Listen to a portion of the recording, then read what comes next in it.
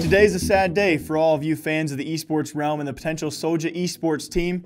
It's finally happened.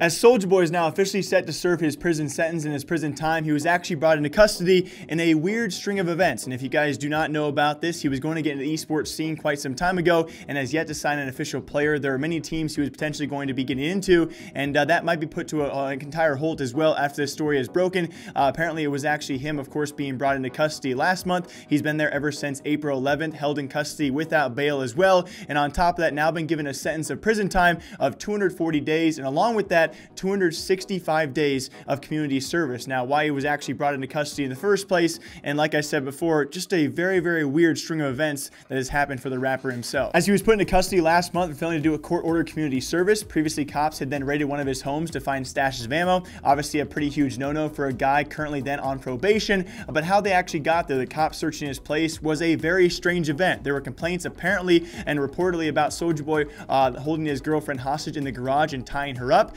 then led to community service being given to Soulja Boy. He fails to do the community service and is now handed a very harsh sentencing of, like I said before, 240 days with jail time and 265 days of additional community service, which is obviously going to put a huge halt into his plans. If you guys remember, many months ago, he was going to start the Soulja esports team out of nowhere, amongst, of course, all of his other allegations and scandals out there in terms of ripping off Nintendo and all these Chinese consoles where he just slaps his name in front of it and upscales and upcharges everyone who buys his consoles and gaming line equipment. Along with that kind of stuff, he was going to hop into the esports scene, which kind of lines up with his other businesses, I guess you could say. And ever since then, he has not signed anyone, although the alleged esports teams he was interested in, League of Legends, Overwatch, Smash, even CSGO, Fortnite as well, he has yet to sign a single player. And this story, as crazy it is with him going to jail, will probably likely put a halt, if not a stop, to the Soulja esports team. But as always, hope you guys all enjoy. Super curious what you guys think about this. It's all in all a very, very crazy story brought to us by TMZ. All the original articles linked down below. This guy has had a crazy last 5 to 6 months, and it might get even crazier if he does come back